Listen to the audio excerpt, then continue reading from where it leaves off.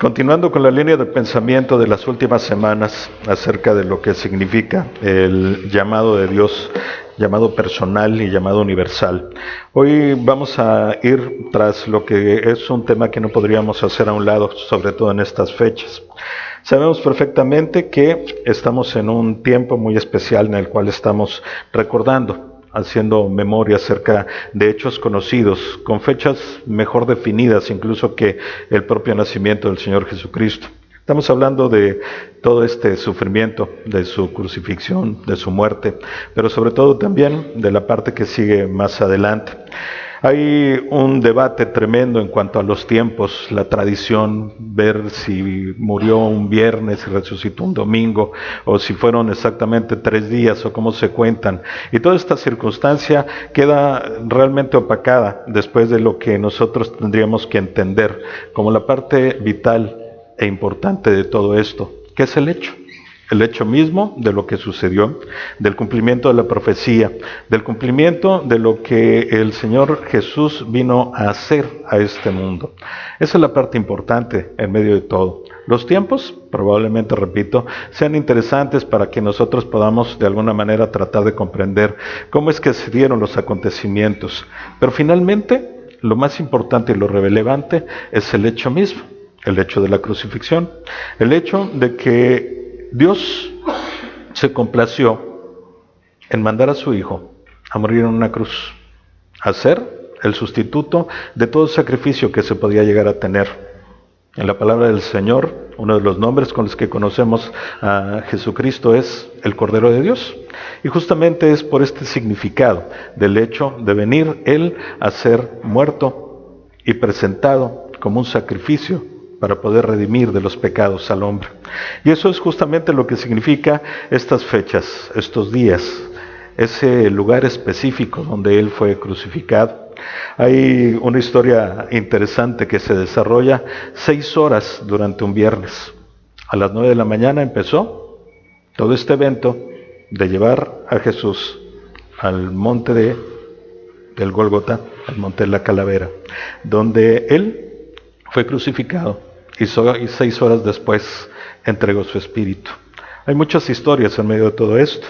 Hay incluso cuestiones bien importantes de qué pudo haber significado que un hombre de África del Norte, fue y ayudó a cargar la cruz.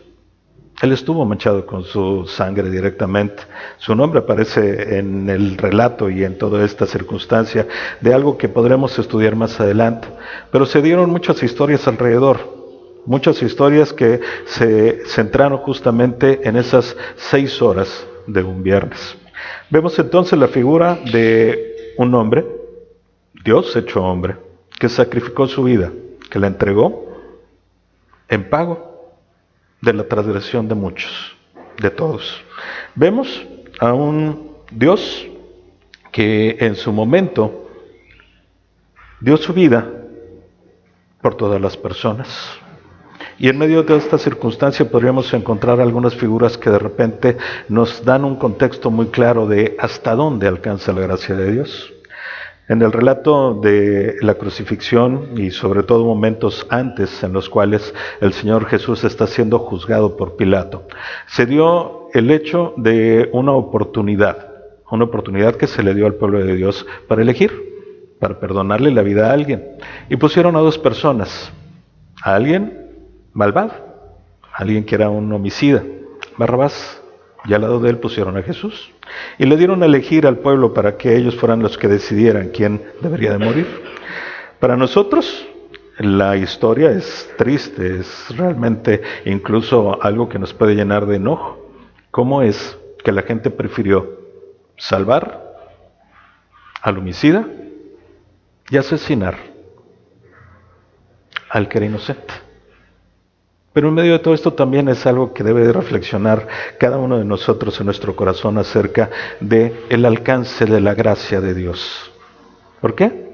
Porque no murió Barrabás. Él fue salvado por la vida de Cristo, antes incluso de su propia muerte.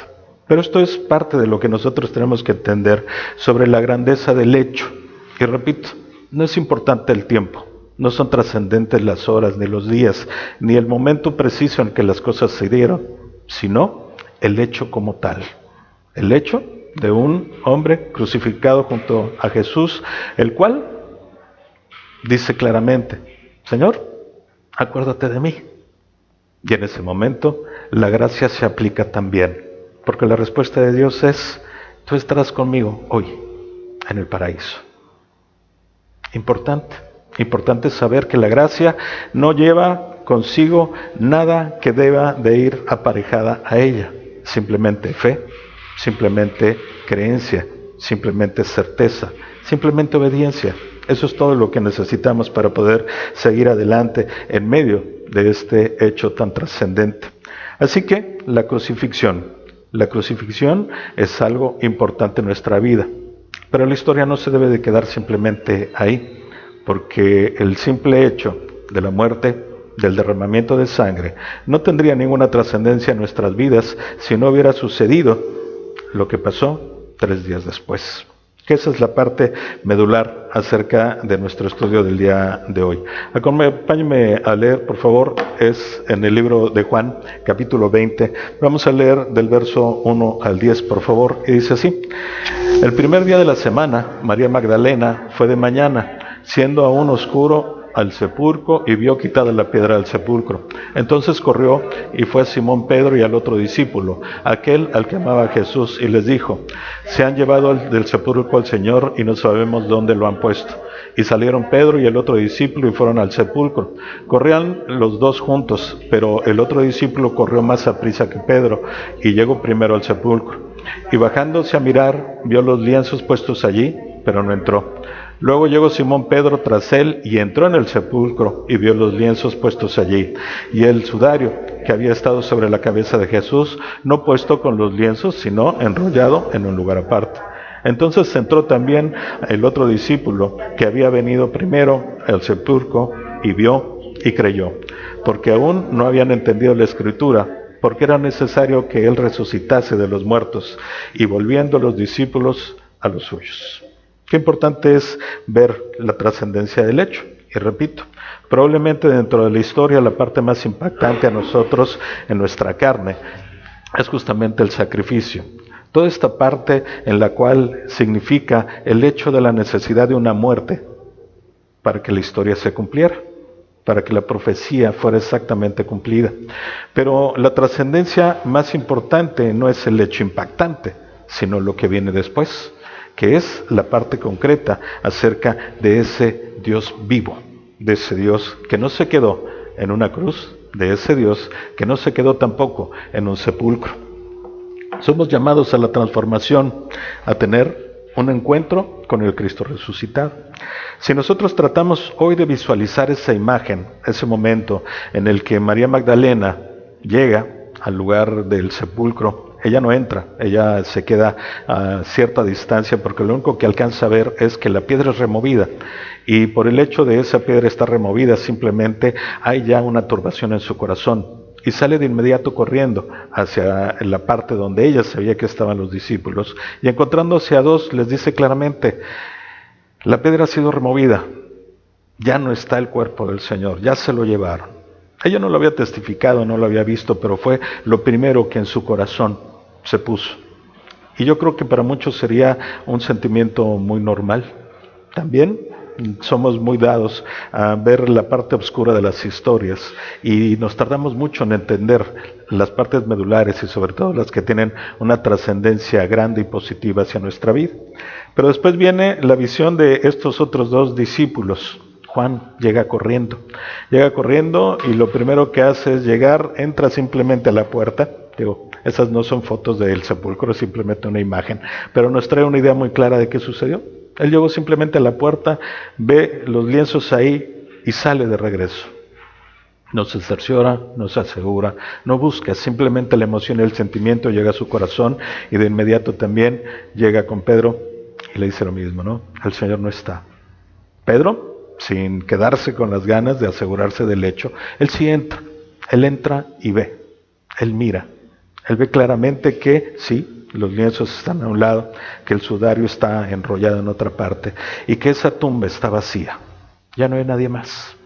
Y en ese momento empieza a actuar ya la parte importante de todo lo que significa el poder considerar y el poder creer, el hacer nuestro, lo que es la realidad de la vida del Señor, pero sobre todo de su resurrección. Porque al final decía en el versículo 9 y 10, llegó Juan, nuevamente vio y creyó.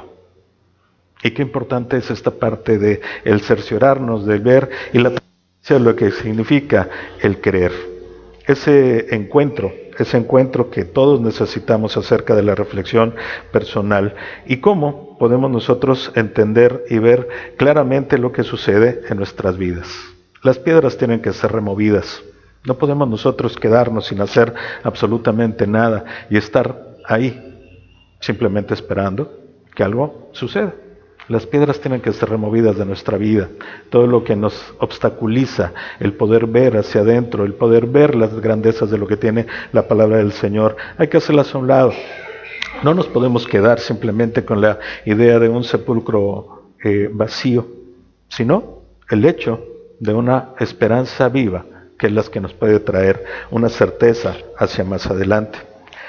Ahora bien, todos podríamos pensar que en medio de esa reflexión y de enfrentarse a esa realidad de esos discípulos, iban a empezar con una vida trascendente, a hacer cosas maravillosas, como todas las historias que podemos nosotros leer en el libro de los Hechos.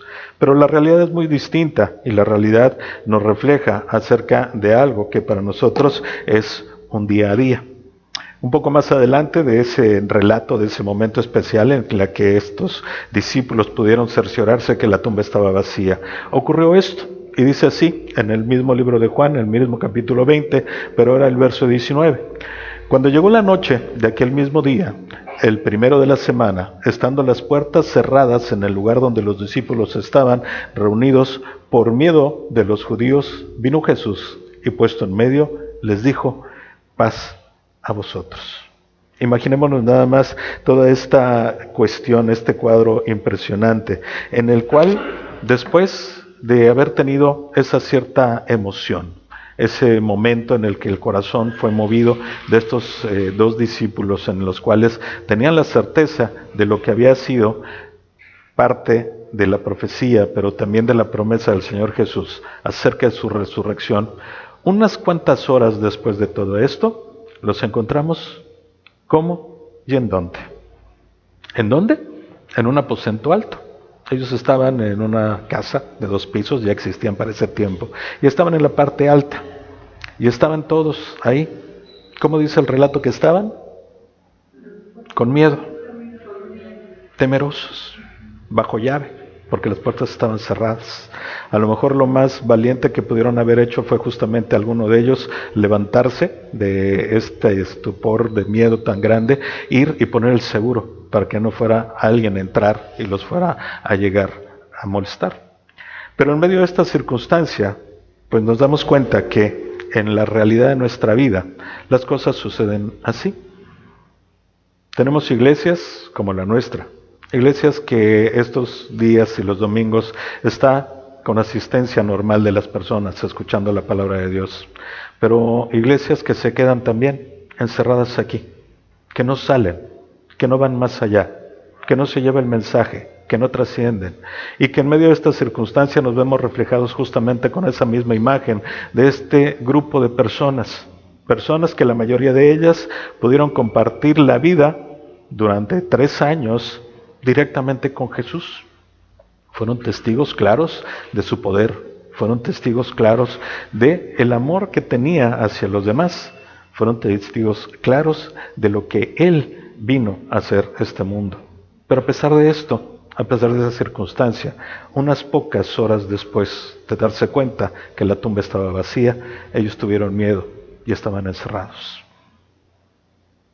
Yo creo que si somos sinceros, vamos a vernos reflejados justamente en esta misma historia, porque la mayoría de nosotros actúa de la misma manera.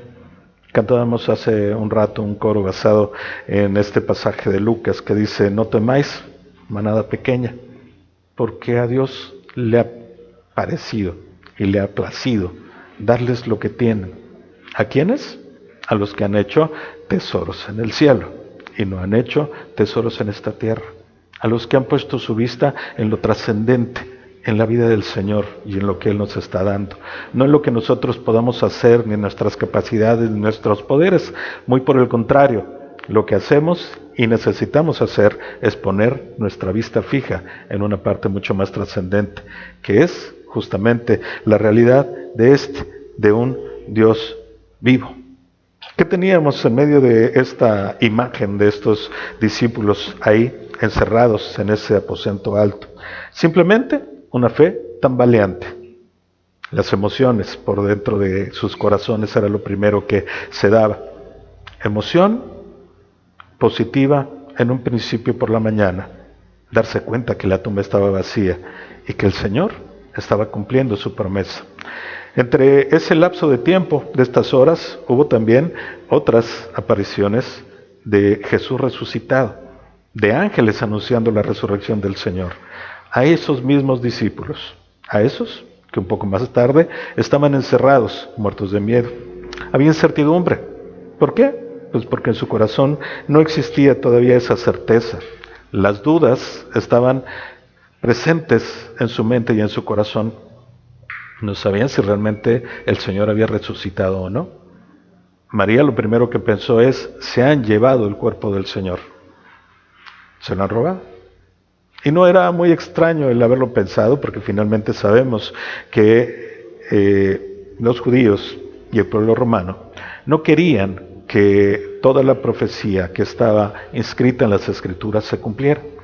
Y por eso de alguna manera hubo incluso hasta un complot sobornando guardias para que dijeran que los discípulos habían llegado y se habían llevado el cuerpo. Hubo presión sobre muchas personas para cambiar la historia. Pero en medio de esta circunstancia, la incertidumbre, las dudas y el temor simplemente nos llevan hacia una revolución, hacia una tormenta de sentimientos y emociones en nuestro corazón. Y al finalmente nos puede dar como final de nuestras emociones un desencanto tremendo. Eso sería triste dentro de toda la historia. Pero afortunadamente la iglesia en ese momento, que estaban haciendo justamente en ese pequeño cuarto, ahí encerrados, tuvo un cambio sustancial. Vemos que el Señor Jesús se presentó y puesto en medio de ellos les dijo: paz a vosotros. Y unos días más tarde, después de ese hecho, encontramos algo importante que estaba sucediendo en la vida de estos discípulos. Hechos, capítulo 2, versos 1 al 4 dice: cuando llegó el día del Pentecostés, estaban todos unánimes, juntos, y de repente vino del cielo un estruendo como de viento recio que soplaba, el cual llenó toda la casa donde estaban sentados. Y se les aparecieron lenguas repartidas como de fuego, asentándose sobre cada uno de ellos. Y fueron todos llenos del Espíritu Santo, y comenzaron a hablar en otras lenguas que según el Espíritu les daba que hablasen. Verso 14. Entonces Pedro, poniéndose en pie con los 11, alzó la voz y les habló diciendo: varones judíos y todos los que habitáis en Jerusalén, esto os sea notorio y oíd mis palabras. Verso 32.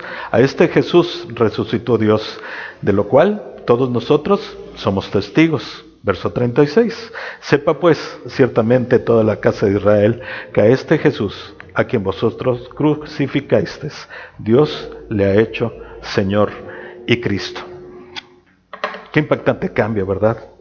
Es increíble el poder visualizar estas dos estampas tan distintas. Días antes, justamente después de ser testigos de todos los hechos trascendentes, los discípulos estaban, ¿en dónde? Escondidos, callados, temerosos, con miedo hacia lo que los judíos podían hacer.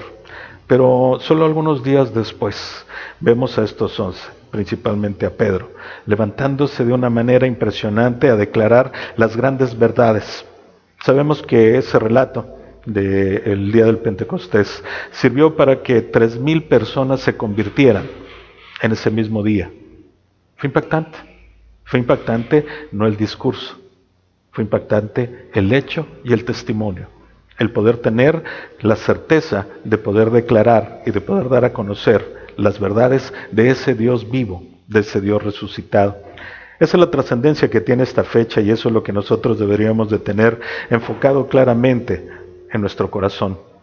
La transformación que se efectuó en los corazones de esos hombres es la misma transformación que el Señor pide en nuestros corazones. Es a lo que estamos llamados a transformar nuestra vida y poder cambiar de esos discípulos temerosos, de esos discípulos callados, de esas personas que tienen miedo de ser rechazados, de algunos que incluso tienen miedo de ser identificados. Tiene que cambiar, tiene que haber una trascendencia. Pero en medio de esta circunstancia la pregunta es, ¿qué pasó? ¿Cómo fue que ese cambio se pudo haber efectuado? ¿De qué manera es que nosotros podemos estar seguros de que las cuestiones se hayan dado? ¿Qué pasó en la vida de estos hombres para hacer tan evidente su transformación? Regresamos al pasaje de Juan y completando lo que fue este encuentro que tuvieron con el Señor Jesucristo. Y dice así a partir del verso 19 del capítulo 20. Cuando llegó la noche, el primero de la semana, estando las puertas cerradas en el lugar donde los discípulos estaban reunidos por miedo a los judíos, vino Jesús y puesto en medio les dijo, paz a vosotros. Y cuando les hubo dicho esto, les mostró las manos y el costado. Y los discípulos se regocijaron viendo al Señor. Entonces Jesús les dijo otra vez, paz a vosotros. Como me envió el Padre, así también yo os envío. Y habiendo dicho esto, sopló y les dijo, recibid el Espíritu Santo. Tuvieron un encuentro personal con Cristo, siendo testigos y reconociendo su fidelidad y su poder, siendo sujetos del amor de Jesús. La pregunta para nosotros es la misma que para ellos. ¿Qué tiene que pasar en nuestras vidas? ¿Qué significancia hay en estas fechas? ¿Qué es lo que representa la realidad de tener a un Dios vivo y no un Dios muerto?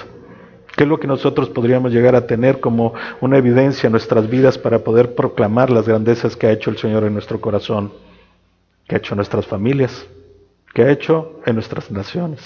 ¿Qué es lo que se tiene que dar y qué es lo que tiene que suceder? Y para el caso de ellos fue justamente tener ese encuentro no con el Dios con el que compartieron 3 años de su vida, sino con el Dios que cumplió las Escrituras, el que murió, el que derramó su sangre para cumplir el pago por nuestros pecados, pero que también resucitó. Y que al resucitar efectúa una promesa más, que es lo importante para nosotros. En la palabra nos dice que es necesario que Él vaya al Padre para enviarnos al Consolador. Y eso es justamente lo que en algún momento sucedió. Hasta antes de la muerte del Señor Jesús, muy pocas personas tuvieron al Espíritu de Dios en sus corazones y en sus vidas. Fue muy especial, muy específico. Hemos estudiado en otras ocasiones la vida de Abraham, la vida de los profetas, la vida de los jueces y de algunas personas que dan su testimonio acerca del hecho de que el Espíritu de Dios moraba en sus corazones. Pero de manera concreta, para nosotros hoy día, tuvo que suceder algo especial. Tuvo que haber dado un hecho en el cual se efectuara la muerte física de Jesús, para que en medio de su resurrección nosotros tuviéramos ese cumplimiento de su palabra, ese cumplimiento de su promesa. Y es justamente cuando después de que Dios dice, como me envió el Padre, así también yo os envío.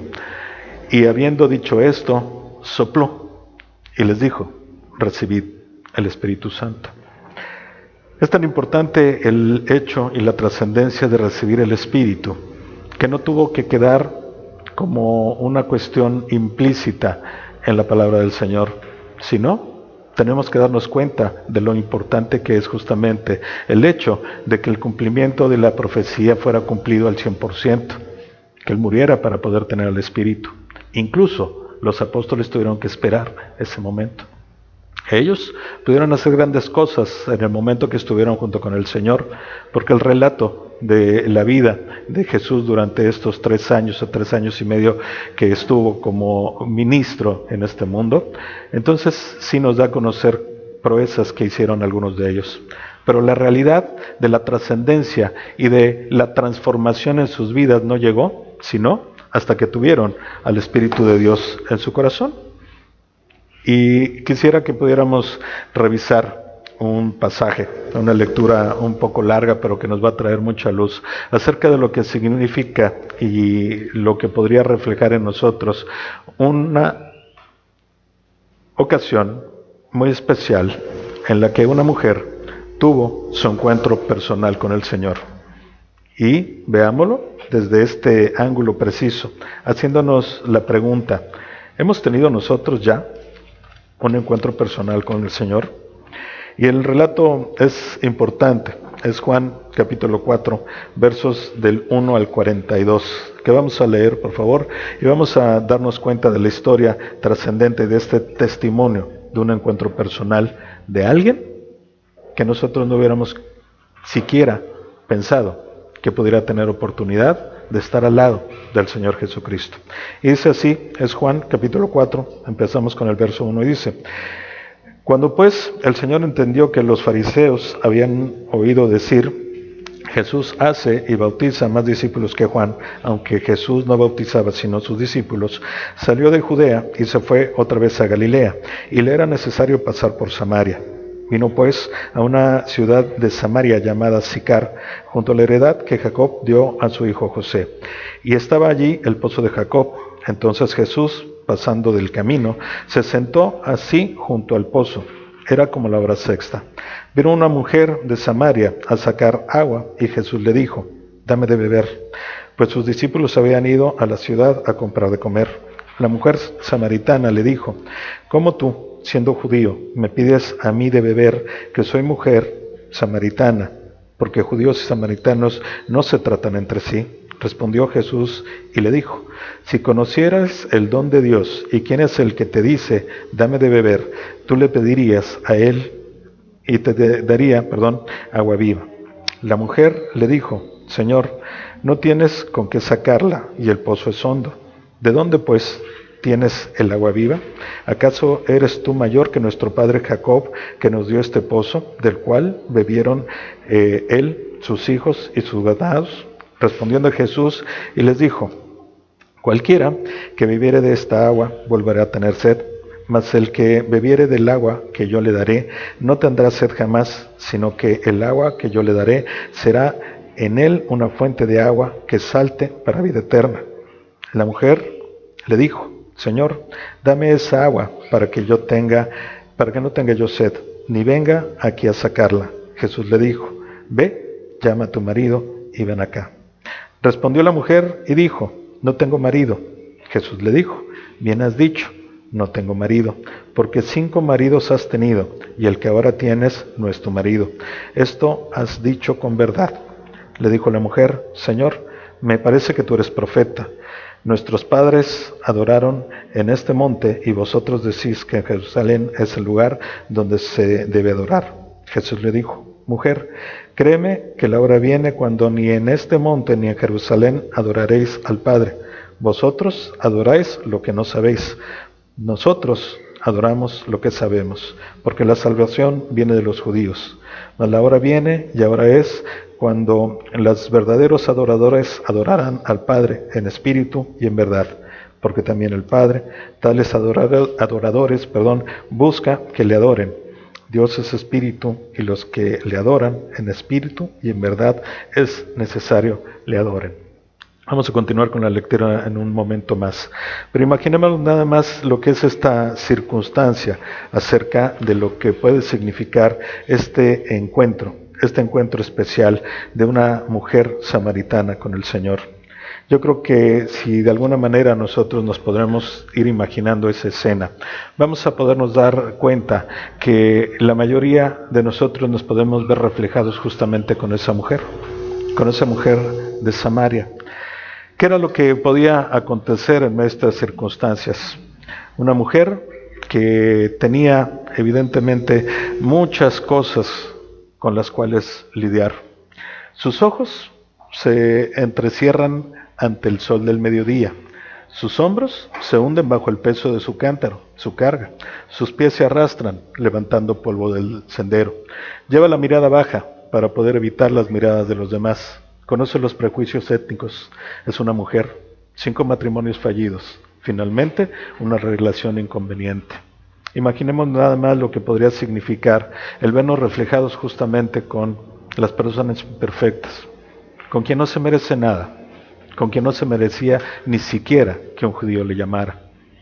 Una mujer insignificante, una mujer que pasaba desapercibida, una mujer que incluso tenía que ir a recoger el agua, no a la hora conveniente, no cuando el sol estuviera bajo, antes de calentar, sino al mediodía, a la hora sexta, justamente cuando el calor era más fuerte.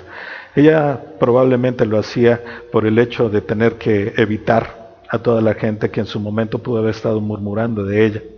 Imagínense nada más. 5 matrimonios fallidos. Hoy vivía en Amaciato con alguien que ni siquiera le había querido dar su apellido, alguien que simplemente le dio un techo donde vivir, una mujer insignificante. ¿Cuántas veces nosotros no nos sentimos de esa misma manera? Y es lo que de alguna manera nos impide el ir y proclamar las grandezas de lo que el Señor ha hecho en nuestras vidas. Por esos sentimientos de insignificancia, por esos sentimientos de incapacidad, es que nos quedamos callados y no proclamamos al Dios vivo. Es por eso que en muchas ocasiones nosotros estamos encerrados, temerosos, ahí en el aposento alto, en donde estaban los discípulos. Pero qué importante es que nosotros encontremos algunas circunstancias importantes dentro del relato que aquí se puede dar. El Señor nos enfrenta a nuestra verdad. Él le pregunta claramente, no es pregunta directa, pero es implícita. Ve por tu marido y ven. Y ella le dice claramente, no tengo marido. Y Dios le dice, qué bueno que lo dijiste. Cuando nosotros nos acercamos a Dios, siempre vamos a encontrar una forma en la cual Él nos enfrente a nuestra realidad de una manera amorosa. Él no la criticó sabiendo lo que ya estaba teniendo. Él simplemente le dijo, ve por tu marido, probándola. Y dentro de esta prueba, ella hizo lo correcto. Ella abrió su corazón. Y ella con transparencia le dijo claramente, Señor, no tengo marido. Bien has dicho, porque tuviste 5, y aún el 6º ni siquiera es tu marido. Y en medio de esta circunstancia empieza a haber una relación directa en lo que es nuestro encuentro personal con Dios. ¿De qué manera nosotros nos vamos a poder sacudir ese miedo? ¿De qué manera vamos a poder acudir a esa puerta y quitar el cerrojo para poder salir de ahí? Solamente a través de enfrentarnos a nosotros mismos y de tener ese encuentro personal con el Señor, en el cual podamos salir librados en medio de muchas cosas. El relato continúa, algunos de ustedes lo conocen. Para otros simplemente les puedo decir que ella, al verse reflejado ante la grandeza del amor de Cristo, salió corriendo de inmediato. ¿Salió corriendo a qué? A anunciar lo que el Señor había hecho con ella. Y fue y habló a un pueblo incrédulo, y ese pueblo creyó. Y ese pueblo la acompañó. Y después conocieron a Jesús. Pero en medio de esta circunstancia encontramos también hechos que para nosotros deberían de significar algo importante. ¿Qué tuvo que hacer esa mujer para salir corriendo después de creer? Ella dejó algo ahí, algo que le pesaba, algo que le estorbaba, algo que significaba una carga en su vida. Ella dejó su cántaro, ella se quitó de ese peso, de ese lastre, de esa carga, de ese estorbo. Y eso es lo que también nosotros tenemos que estar muchas ocasiones conscientes, pero sobre todo dispuestos a hacerlo. ¿Por qué? Porque tenemos, lamentablemente, en nuestra vida un gran tropiezo en las cosas materiales. Son un peso tremendo en nuestra vida y no las queremos dejar. También en muchas ocasiones tenemos una vida llena de cargas, llenas de sufrimientos, de dolores, probablemente llenos de inmundicia, llenos de basura, llenos de cosas que no son convenientes, pero no estamos dispuestos a dejarlas. Y mientras no las dejemos, no vamos a poder salir con esa sensación de tener el gozo de proclamar a Cristo. Recordemos entonces ese cuadro en el cual se dan estas circunstancias y cómo para nosotros es importante que hoy día podamos desarrollar y tener un encuentro personal con Cristo. Pero para que lo podamos hacer tienen que transcurrir dos cosas en especial. La primera es reconocer su divinidad, reconocer que Él es el único camino. Cantábamos un coro hace un ratito acerca de la palabra del Señor, en donde dice: yo soy el camino, la verdad y la vida. Nadie viene al Padre sino por mí. Conocemos el camino, ahora falta reconocerlo en nuestra vida, falta tomarlo, falta hacerlo nuestro, pero también falta algo muy importante. Falta que en medio de este encuentro personal que tengamos con Dios, hagamos efectivo lo que significa no solo su muerte, sino su resurrección. Porque sabemos perfectamente que ese Dios vivo resucitó para ir al Padre y para darnos a nosotros su Espíritu.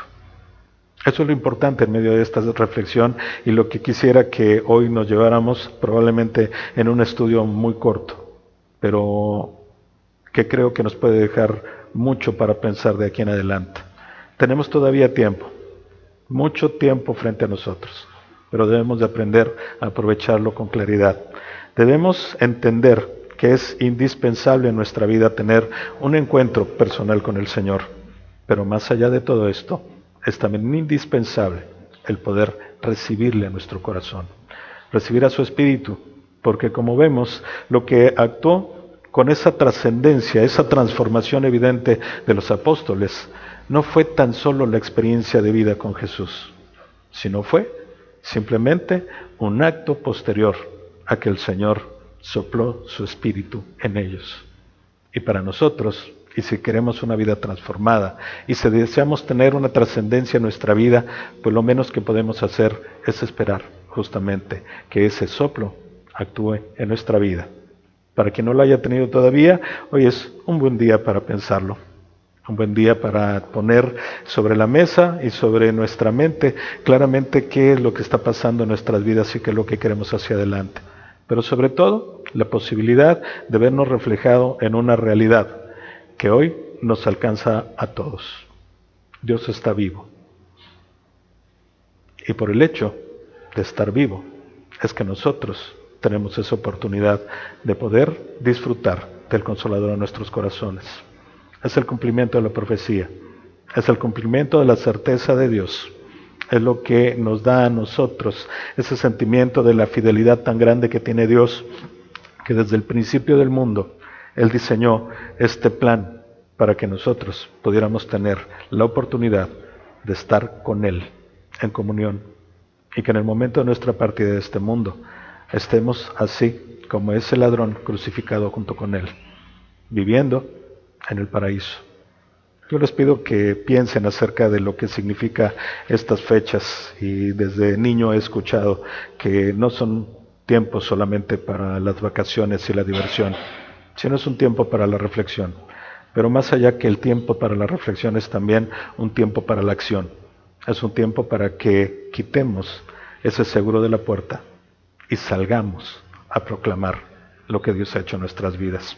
Yo les pido que piensen y mediten en esto, pero sobre todo que en oración le pidan al Señor que en esta semana ponga a alguien frente a ustedes a quien proclamarle la verdad del Evangelio, a quien poder compartir, a quien poder salvar, a quien poder llevar a los pies de Cristo, pero sobre todo que nos dé a nosotros la certeza de que a través de esa experiencia vamos a ser transformados. Oremos, por favor. Señor mi Dios, te damos muchísimas gracias hoy, porque tu palabra es viva y eficaz, Señor, porque es contundente y porque nos refleja en medio de la realidad que vivimos, Señor.